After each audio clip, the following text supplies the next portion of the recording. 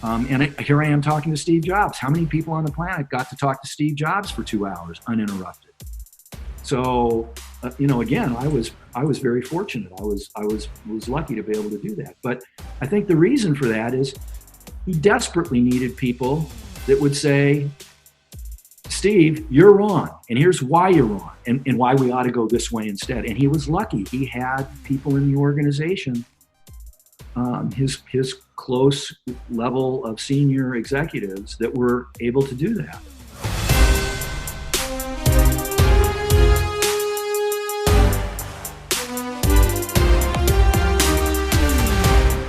Today on the Courageous Podcast, we have Steve Wilhite. He is now retired, but was a business leader who was actually hired by Steve Jobs at Apple to run marketing. Yeah, his energy was awesome. I mean, he talks about leadership. He talks about values, how you have to be extraordinary. And, his experience and background is one thing, but his energy was a whole nother stratosphere for me. He's not afraid to own it and own himself. And if you want to be a better leader, this is the episode to listen to. Enjoy.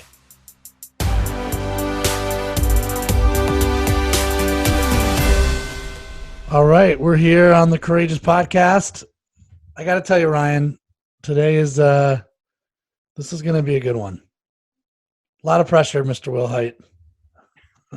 But Steve Wilhite, I almost want him to give his open and give an appropriate intro. I will say we met through Rick Boyko, I believe. Yes. Right, and Rick introduced us because there weren't many people in marketing in San Diego, and Steve was living here at the time. And Steve is one of those people that when I met him, I just listen up. I mean, there was not a lot of talking on my side.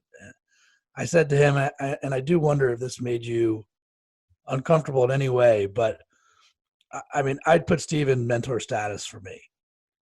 And I kind of wish that I would have met him 20 years earlier, frankly. So Steve Wilhite, he's a business leader. He's an advisor. He's been an investor, really focused on improving performance for global brands. He's kind of seen it all, done it all. He's worked with VW, Nissan, Hyundai, Apple. We're going to talk I hope we're going to talk a little bit, Steve, later about your time at Apple. And I just love the interview story when you were interviewed by Steve Jobs and how that whole thing went down. So my hope is that we can address that. But for now, I mean, how you doing? Where are you? I'm up in Port Orchard, Washington, having the time of my life. So you're really affected by this pandemic, is what you're telling us. Well, Ryan, as we talked the other day, I've been really fortunate. I live in a rural area just across the Sound from Seattle, and this county has been very minimally impacted. And so I'm able to get out and walk or ride my bike pretty much every day. And we're able to have dinner and share bottles of wine with our neighbors who are also in the same boat. The only people we see outside of this little enclave are the people at the grocery store. Maybe you can just tell us a little bit about, your background and how you ended up being able to kind of travel all over the place and do what you wanted. Well, I'm fond of introducing myself as a used car salesman because that's really what I did most of my life. I also spent a little bit of time selling computers and selling software, but I was fortunate to work with some really exceptional people, exceptional business leader, people with great values, and people who wanted to make a difference in the world. And that translated into the way they led their businesses and the way that they mentored me and led me. And so through no real planning or design on my own, I wound up working for brands that had a real history, real cachet, based upon very deeply held values, and that have the power to connect with people emotionally.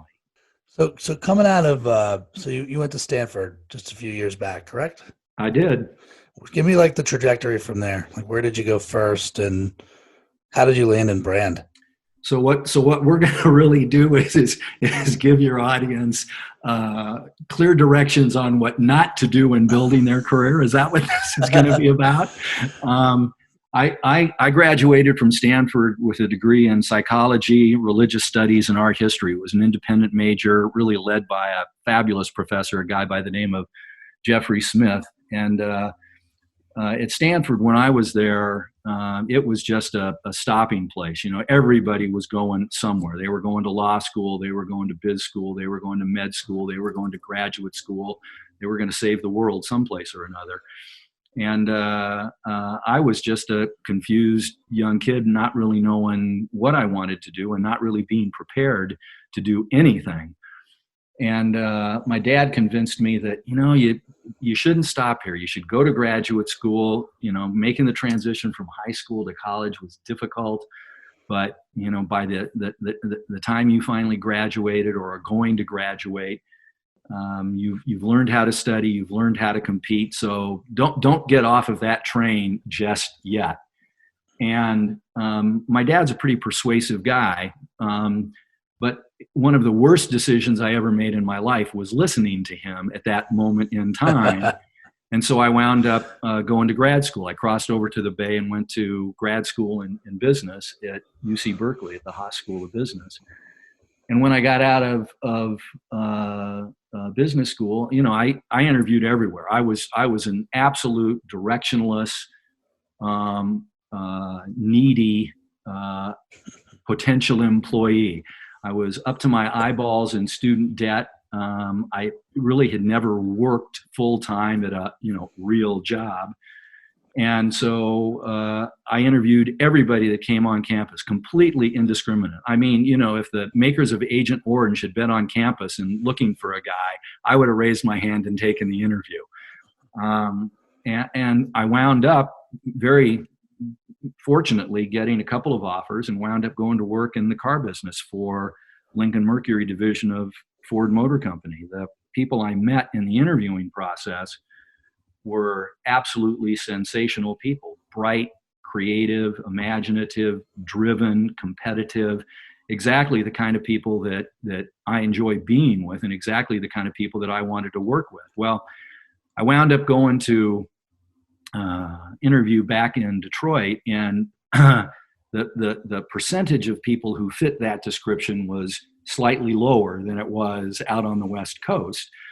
And I wound up going to work up in Seattle, Washington. They created a position for me there. I wanted to be in Seattle. My sister was in school at the University of Washington at the time, and she was having some troubles. And I thought, hey, this is terrific. I can come up there, help her out. Seattle's going to be a beautiful area, lots of opportunities, great recreational alternatives. And I wound up coming up here, took my sister to dinner the night before I was interviewing with the people up in Seattle, and she informed me that she had dropped out of school that day and was moving back to Vermont.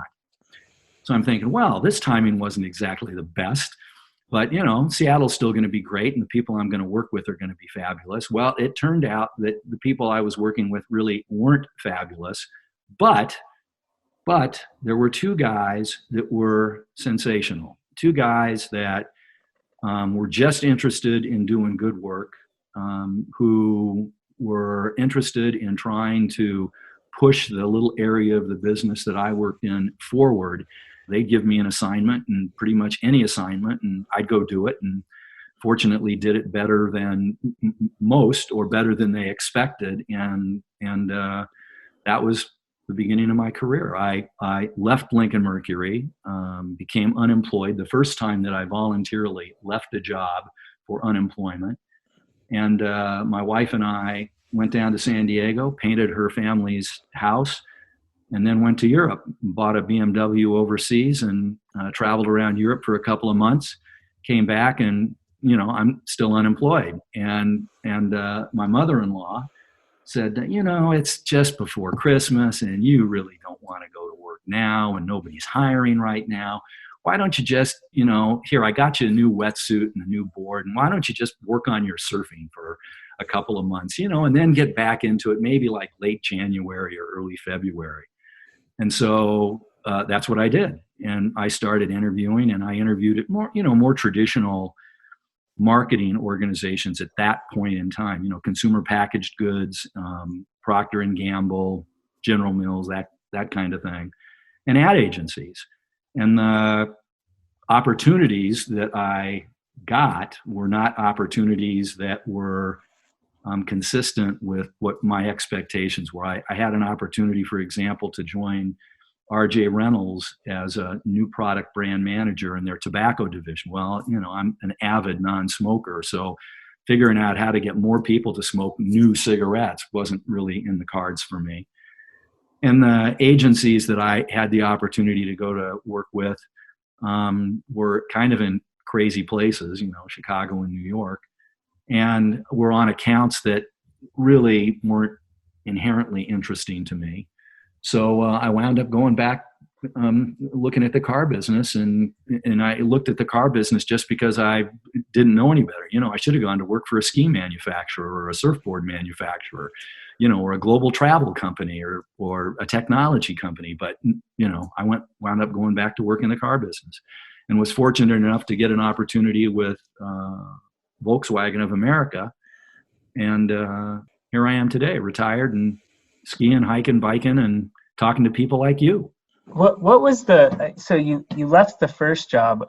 What was the impetus for that? Were you bored, or did you just need a break, or what happened? So while I was working in my first job, I was busy paying down student debt, and my wife and I, when we moved up to Seattle, we had one car, we had no furniture.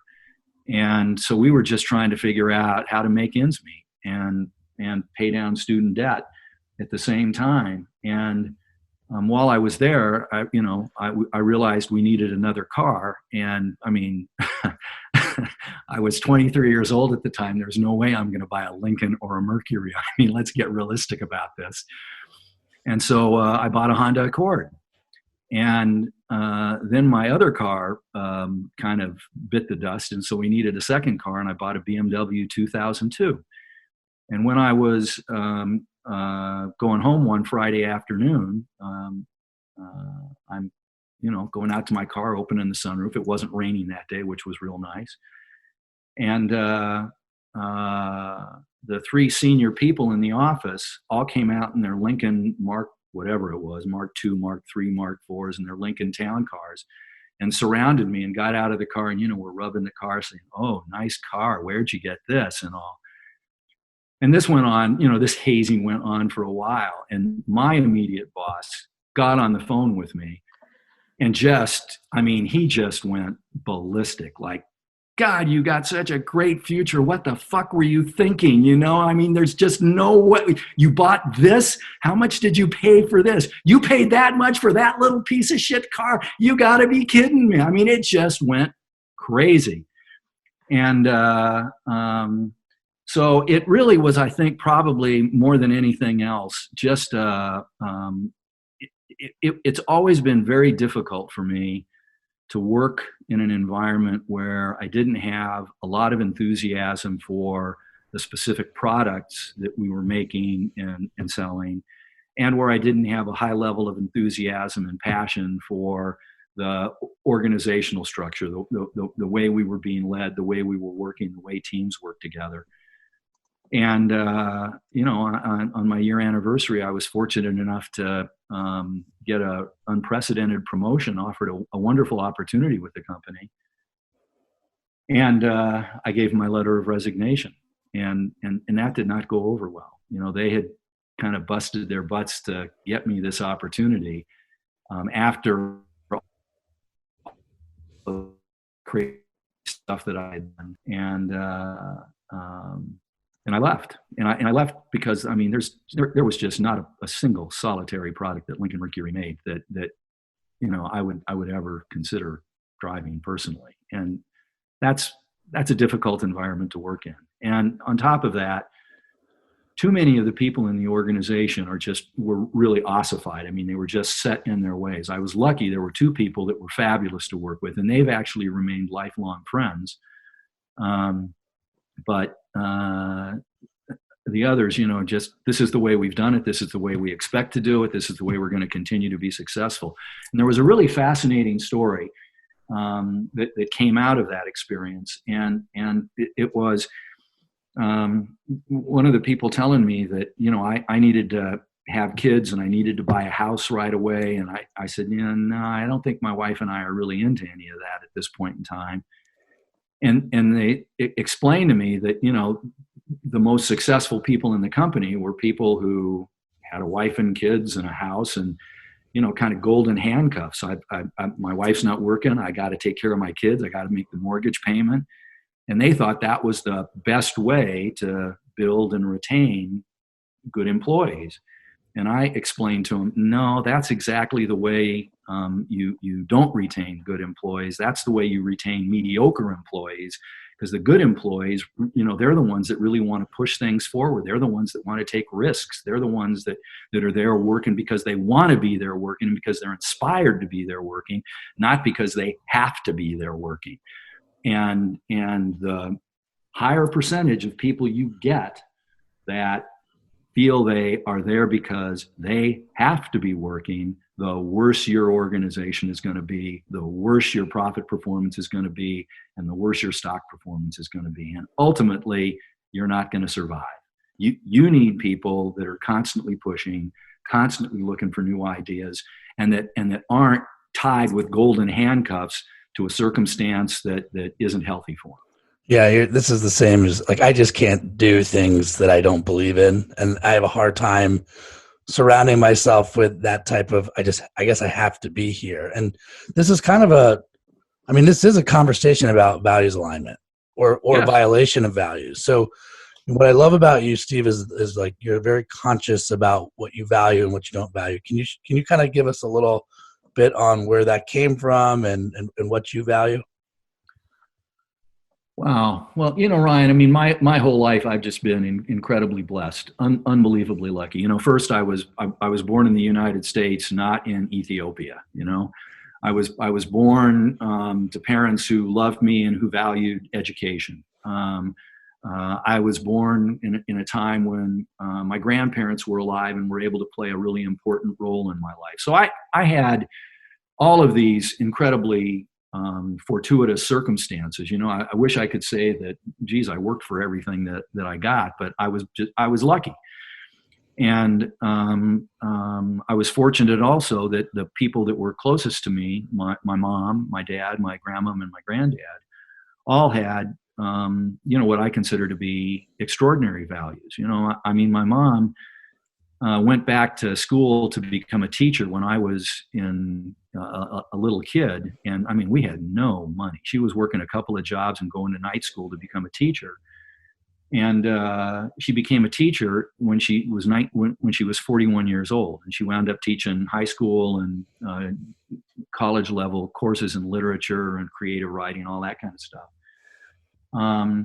But when she retired at 70, she joined the Peace Corps and served 2 terms in the Peace Corps. At 70, went to El Salvador and then went to the Ukraine.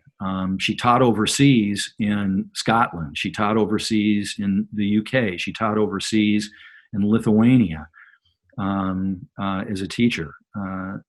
So there's this incredible desire to experience new things, new ideas, new cultures, new languages.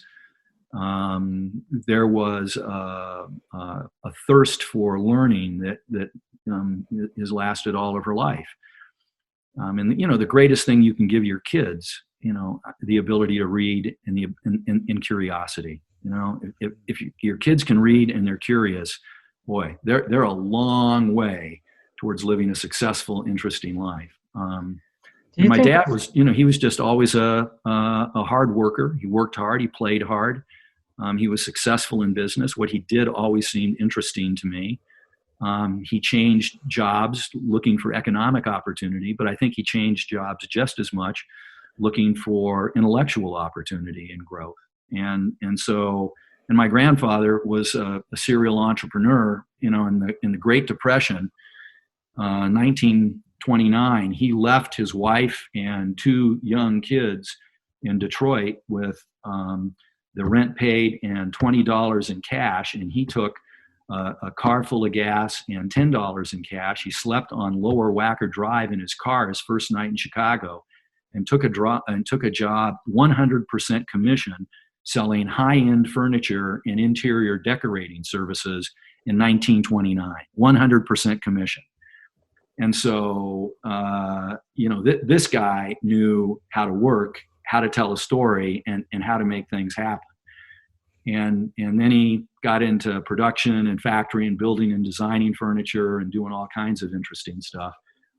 And, so I those were the people that were the heroes in my life. Those were the people that taught me how to live. Those were the people that, when I was doing crazy stuff, I was able to talk to and get honest feedback from, and not only honest, intelligent feedback, but feedback from people that I knew cared for me, loved me and wanted me to live a happy, successful life. I've heard that a lot from a lot of other guests that we've talked to, and this constant thirst for knowledge and growth, this curiosity has propelled people to get other opportunities. So just wondering, you went from Volkswagen and then ended up at Apple. Mm-hmm. How much you said you got lucky, but I assume some of this curiosity that you have innately and that your family had has driven you into these interesting opportunities. Yeah, I think if you have a curious, imaginative mind, almost by definition, you have a low threshold for boredom. You don't like to do things repetitively. You like to experience new places, new cultures, new languages, new ideas, new people. And I was fortunate that I was able to do that. For people that work in an agency environment, they have a slightly different circumstance because they have the opportunity of working with multiple clients. And so they might have a client in biotech, they might have a client in IT, they might have a client in consumer packaged goods, they might have a client in the furniture industry and the automotive industry and pub industry, the brewing industries. And they're not only dealing with different people, but they're dealing with very different industries and very different marketing requirements and demands. And so they're constantly being exposed to a very fertile, dynamic environment. And in the best agencies, they don't keep people working on a single account or in a single industry. They wind up giving them projects for other clients and other accounts in other industries, just to be able to keep them fresh, just to expose them to different thinking, to different ways of looking at problems and different ways of approaching problems. If you're in the beer distribution business, you're in the beer distribution business. And there's a natural tendency, I think, over time to develop a kind of a myopia around that. You deal with people who are dealing with the same problems, the same opportunities, the same circumstances, day after day after day. And oftentimes you might even be in the same geographic area day after day after day after day. And that no matter how great that is, the world does not begin and end on Manhattan. The world does not begin and end in Del Mar. The world does not begin and end in Rio de Janeiro. You have to expose yourself to broader ideas. And again, I was so lucky. When I was a kid, my folks got divorced, and normally you'd say that's a terrible circumstance for a kid to go through. And it's not really that much fun.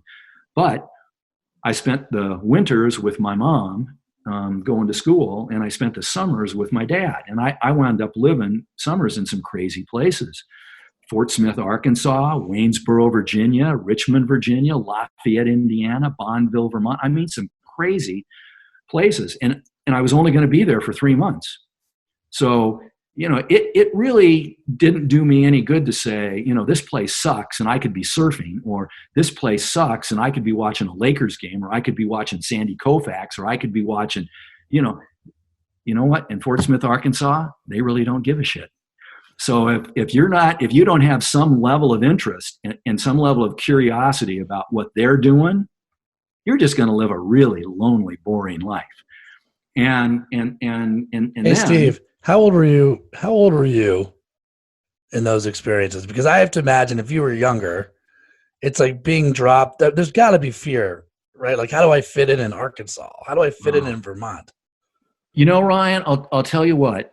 One of the most important things a manager or a leader can do, and I want to get back to that differentiation between management and leadership, but one of the most important things they can do in developing great talent is to provide air cover. You know, because there are a lot of fearful things, you know, and particularly in marketing, the average life of a tenure of a CMO today is what, 23 months, 22 months, something like that. So, you know, you're sitting and you know, the CFO isn't naturally oriented towards thinking like a marketing person. You know, the head of IT isn't naturally oriented to thinking like a marketing person. The CEO might not be naturally oriented to think. So you're in this environment, you got this great title, you got this new responsibility, but you kind of have a whole bunch of people waiting for you to fuck up, waiting for you to fail, waiting for you to do something that is going to make them uncomfortable, that's going to cost them money, and that isn't going to yield a return on investment that quarter. And so it's real easy to just get a little too myopic, a little too conservative. And God, you are building a brand around blowing that apart and giving people the confidence, the courage to behave more adventurously. Well, you know, the fundamental necessary condition for that is either finding somebody that's just crazy and doesn't care, or providing people with air cover. You know, providing people with the confidence that, hey, you know, if I make a mistake, it's not going to cost me my job. If I make a mistake, they're not going to take away my kid. If I make a mistake, I'm not gonna be an indentured servant for the rest of my life. And so for me, when I was a kid, you know, my mom and dad gave me that air cover. You know, I didn't spend a day of my life worrying about whether I was loved or not, whether I was cared for or not, whether I was going to have a meal or not. And that allows you to go out and do a lot of things, and it also allows you to go out and have you know, a lot of fun. I mean, showing up in Fort Smith, Arkansas, you know, if you weren't prepared to you know, go water moccasin hunting, you were going to miss out on one of the things that kids did in Arkansas, you know.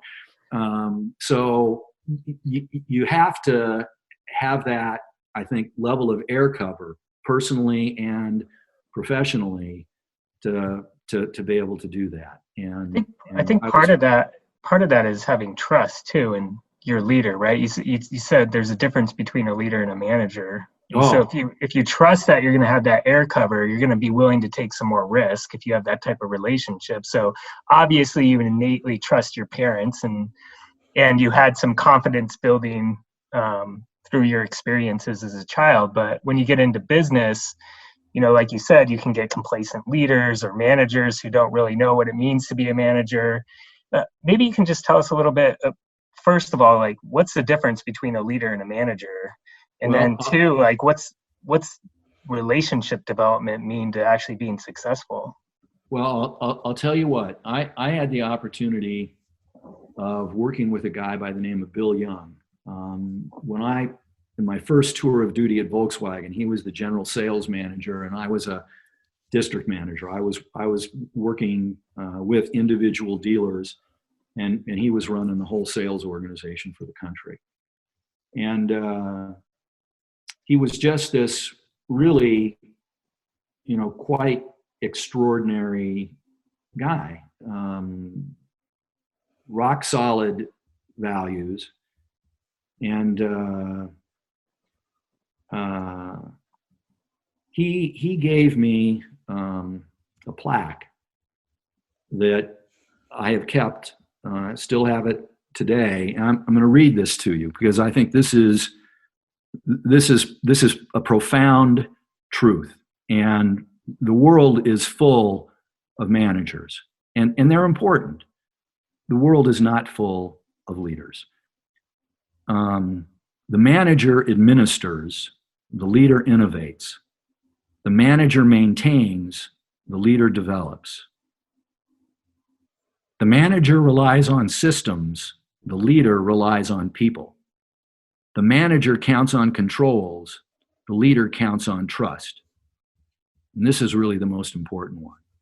The manager does things right, the leader does the right thing. And if you think of business or medical or military, creative leaders, they may be good managers, they may have great attention to detail. They may be able to handle projects and details really well. But it's not what distinguishes them. And at the end of the day, effective, powerful leaders inspire people. They inspire people to push themselves, to go beyond what they think they're capable of, to try new approaches, to bring new ideas to the table, to push the organization and pull the organization forward. And managers don't do that. Managers can be great. They can do everything right. And businesses need those. Hospitals need those. Medical professionals need those. You think about doing a movie. You need people that are organizing everything, but they're not the ones that are going to create an Avatar or a Casablanca or a Gone with the Wind. And and that's what we all should be pushing for. We shouldn't be pushing for the third iteration of Dumb and Dumber. We should be pushing for something really extraordinary, that connects with people, that inspires people. And I think that captures the difference between managers and leaders. And I don't know who will be listening to this podcast, but I am sure that the fortunate ones will have experienced both managers and leaders, and they will know the difference, and it will be profound. So this is I wanted to share a quote from a leader, and this is like our one little game for the day. Is you're gonna try to guess who said it. You ready? Sure. We live in a universe where there's constant change, and some of that is challenging and energizing. Some of that is very frightening and terrifying and difficult for people, but change is constant. You need to embrace change, and you need to have curiosity about how things change and why they change. And being able to adjust and make changes is not intimidating, it's exciting. I have no idea who said that, but I can imagine quite a few people having said that, but that was said with great clarity. So it was said over wine, over a 3-hour interview in Aspen by Steve Wilhite. Oh, that was a rare moment of clarity for me. I might then. And I just love this quote. I pulled this from our transcription. Really, by the way, we had officially the longest interview. You had the longest interview of anybody. And it went by so fast. And so I think the bottles of wine also went by fast. Maybe that's why you didn't remember it. But I mean, tell me why this is important for a leader of a company right now. Oh my God. It's always important. It's always important. It doesn't matter what era you were in. It doesn't matter what technology you had at your disposal. It doesn't matter what competitive challenges you're faced with. It's always important. It's always important And it doesn't matter, again, whether you're talking about business or team sports or medicine, or it's always important. You think about what a magical, powerful tool the internet is for a young, creative mind. The things that they can explore and research, and it's independent of geography.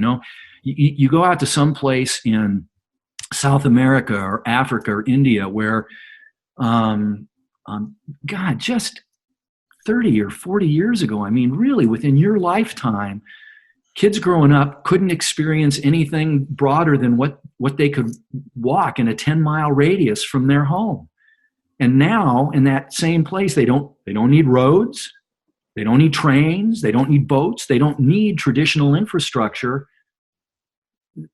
With a little handheld device, they can get medical treatment. They can be exposed to the most interesting people on the planet.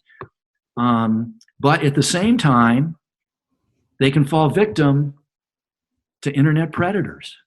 It's a double-sided coin. And the same thing is true with today's world. There is so much opportunity, but there's also so much fear.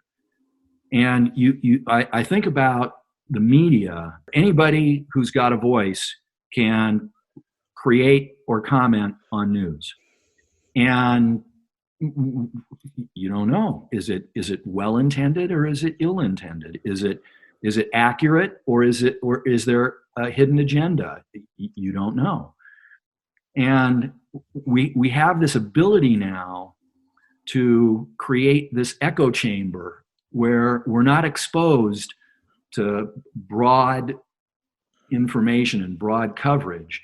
We can choose to narrow things down to just the things and the opinions that we believe in or that we're interested in or that we think are true. Important stuff is going on in the world today, but boy, you'd be hard pressed to know what that is based upon what you're exposed to in North America. You'd be really hard pressed. So for business leaders, for public health leaders, for political leaders, there probably has never been a time when courageous leadership is more important than it is today. There's probably never been a time for people to be able to take all of this noise, all of this data, all of this stuff that's freaking people out and develop a clear perspective of how I need to lead the people I influence, the people I work with, people I'm treating forward in an intelligent, unfrightened, confident way.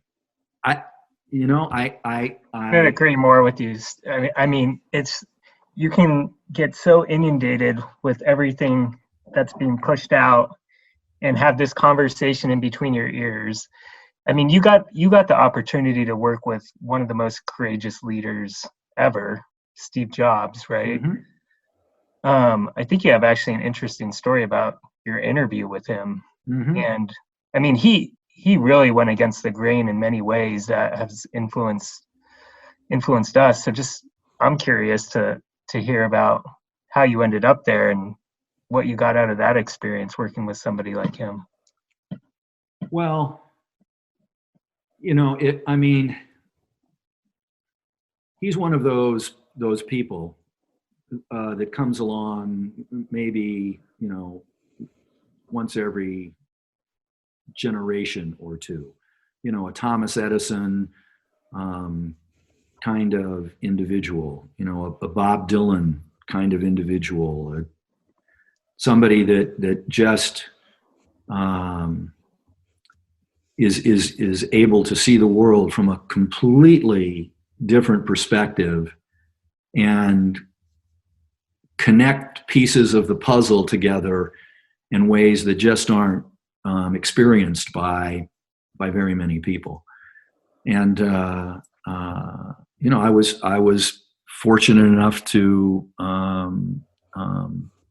be recruited by him and then to get the job. And it's an entertaining story. Ryan has the full story in writing, so I'm not sure that we need to go through that on this podcast. We can just refer people to his weekly emails, and they'll get the story. But the important thing is, he's this larger than life character, and for people of my generation,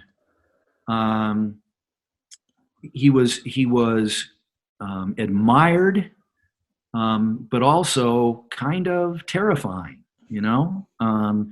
and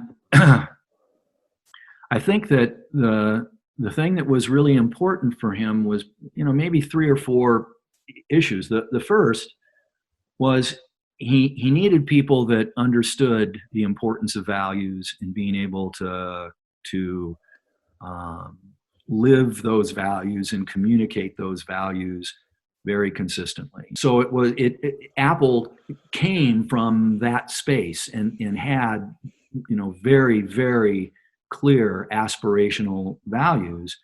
And he expected the people that worked with him, whether in the company or vendors or clients or distribution channel, to understand those values, embrace those values, and be able to act in accord with those values. The second thing I think that was really important for him was he's this bigger than life person, and he is not bashful about telling anybody that they're just fucking full of shit. That their ideas are worthless, that they haven't had an original thought ever, and that this is the least original thought he was capable of having that conversation with people. And with people who are, presidents of the United States, CEOs and founding members of incredible companies in America and globally, he was just straight at you. And it became really important for him to have people that could stand up to that and not back down. And that's really hard for most people. It's really hard. The interview that I had, first interview I had with him, he spent 2 hours telling me I was full of shit. 2 hours. And telling me that's the dumbest idea ever. And no, that wasn't it at all. And me having to sit there and go, well, Steve, I appreciate your passion, and you've got an interesting perspective, but do you want to hear the answer, or do you just want to tell me I'm full of shit? For me, there's no downside. I'm not dependent upon a paycheck from Apple. I'm not at risk of losing anything. Here I am talking to Steve Jobs. How many people on the planet got to talk to Steve Jobs for 2 hours uninterrupted? So, again, I was very fortunate. I was lucky to be able to do that. But I think the reason for that is he desperately needed people that would say, Steve, you're wrong, and here's why you're wrong. And we can argue about this until you tell me, okay, it's time for you just to fucking shut up, and you're going to do it this way. But until you do that, I'm going to tell you you're wrong, and why you're wrong, and why we ought to go this way instead. And he was lucky. He had people in the organization, his close level of senior executives, that were able to do that. That has to be such a mind-boggling experience. 2 hours with a guy like this. Like, where do you get courage under fire to debate with him? Like, is that just innate self-confidence, or are you saying because you had no risk association to the brand at that point that you felt like you had that confidence already to debate with him? Every conversation you get in, every conversation is a unique conversation. And you shouldn't treat those conversations lightly. They have an impact. I remember little short quotes from conversations that I had when I was in college, from when I was a youngster in business, and so, if you have this opportunity to have this conversation, why wouldn't you have the conversation that you want to have? And this gets to a real important point. I know we're getting near the end of this time, but I really want to talk about this. In today's media environment, there's a whole lot of discussion about brands no longer control their brands. That with social media and with the proliferation of communication apertures, anybody can say anything about your brand anytime. It's out there, and people are exposed to it. And so there's this tendency to say, oh my God, not only do I have to behave in a correct way to not create these brand terrorists out there, but then I've got to respond to those brand terrorists in a way that gets them offline and away from my potential customers as quickly as possible. Think about that if you are an airline CEO and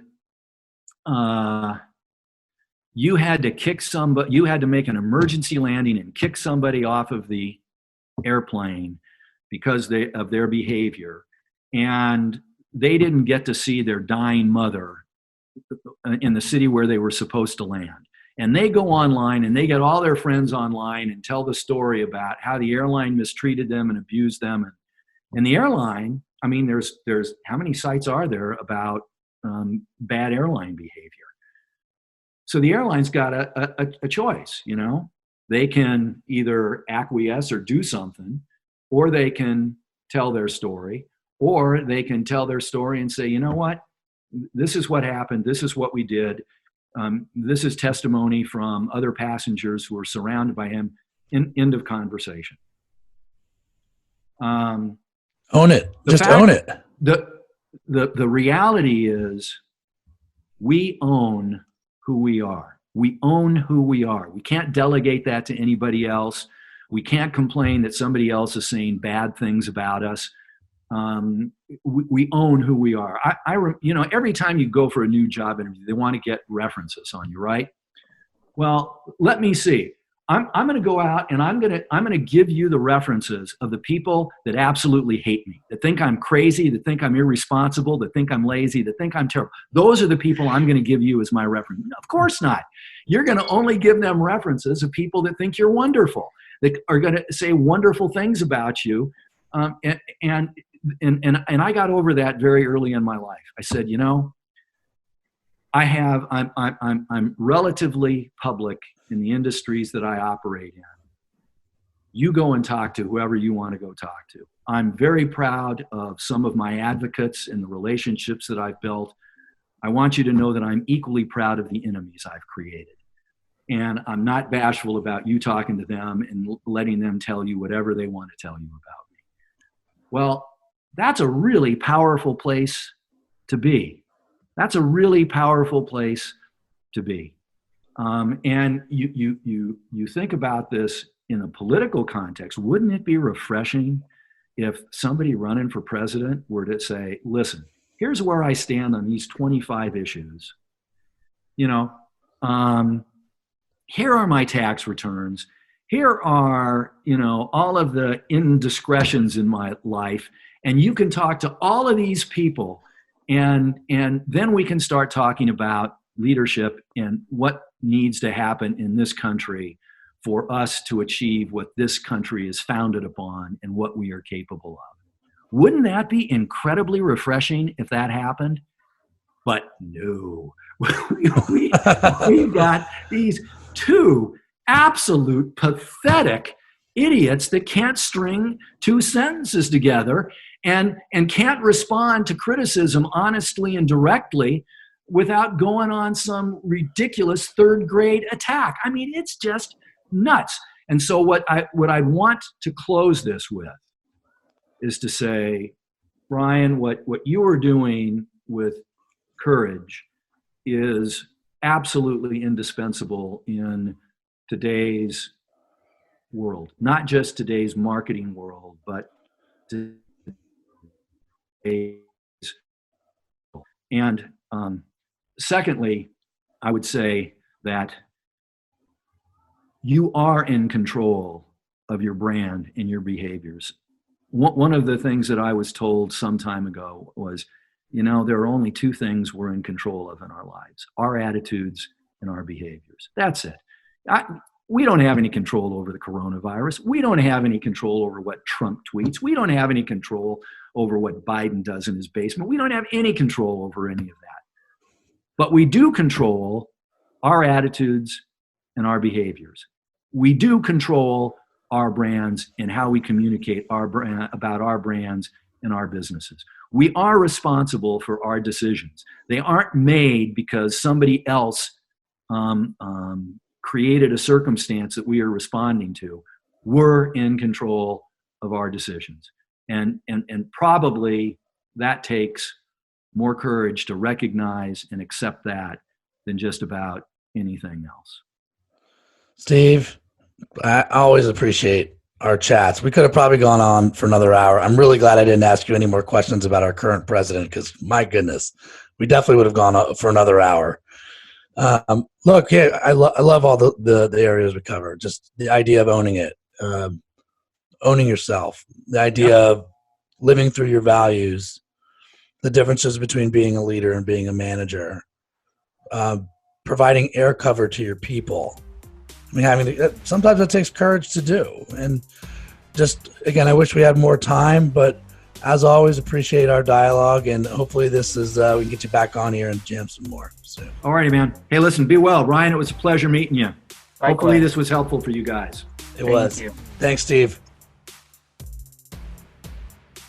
Next week on the Courageous Podcast, we're joined by Olympian Jalen Koff. If you enjoyed the episode, please give us 5 stars, subscribe, and leave us a comment.